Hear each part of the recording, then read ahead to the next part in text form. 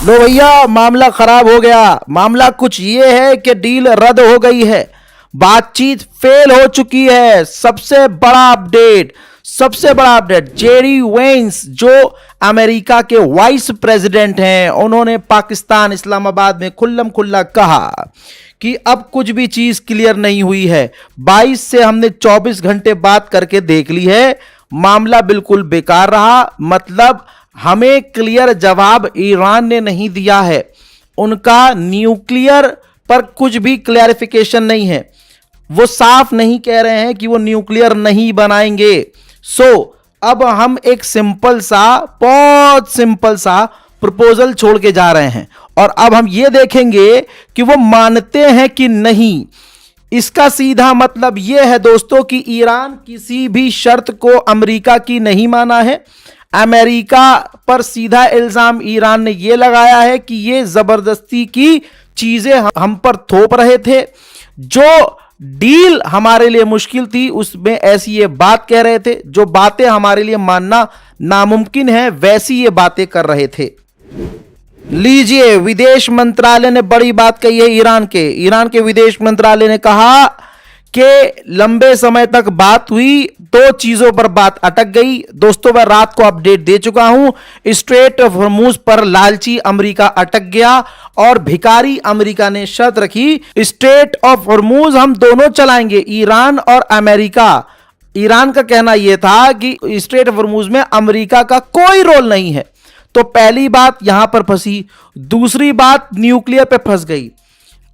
America ने Iran के सामने न्यूक्लियर ना बनाने की, यूरेनियम पूरी तरह से खत्म करने की और जो उनके पास यूरेनियम एनरिच है उनको वापस बाहर ईरान से बाहर निकालने के लिए मांग करी, जिस पर ईरान राजी नहीं हुआ। 100 की सीधी अपनी बात को समेटूं तो ईरान अमेरिका के आगे नहीं झुका। इसके बाद दोस्तों कंगले पाकिस्तान ने आइडिया यह दिया कि दोनों अमेरिका और ईरान मिलकर स्ट्रेट ऑफ हॉर्मुज चला लो। यानी जो बात अमेरिका ने बोली वही अमेरिका के पालतू शहबाज शरीफ ने बोली। शहबाज शरीफ ने कहा कि हम प्रपोजल देते हैं, और यह चूरन का चार ऐसे बता रहा था प्रपोजल कि जैसे कुछ नई बात लेके आया, लेकिन नई बात लेके नहीं आया।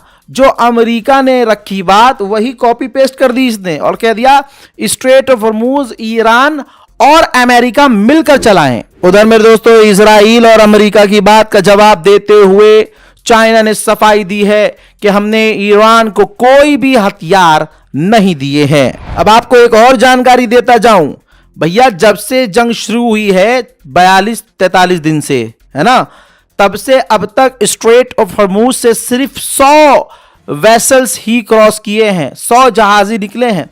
अमेरिका पूरे समय तक झूठ बोलता रहा और सच्चाई यह है कि आज ईरान अमेरिका की शर्तों के आगे नहीं झुका। बातचीत के कमरे में अमेरिकियों का इरादा वो रियायतें हासिल करना था दोस्तों, जो वो युद्ध के दौरान, जंग के दौरान हासिल नहीं कर पाए थे, जिसमें स्ट्रेट ऑफ हॉर्मुज और देश से न्यूक्लियर मटेरियल हटाने के बड़े मुद्दे शामिल थे।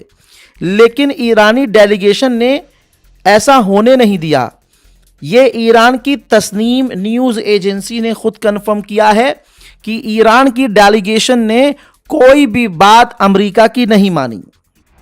साथ ही जेडी वेंस ने कह दिया कि सीधी बात यह है कि हमें यह पक्का वादा चाहिए कि वो न्यूक्लियर हथियार नहीं बनाएंगे और वो ऐसे तरीके नहीं अपनाएंगे जिससे वो जल्दी न्यूक्लियर हथियार बना सकें।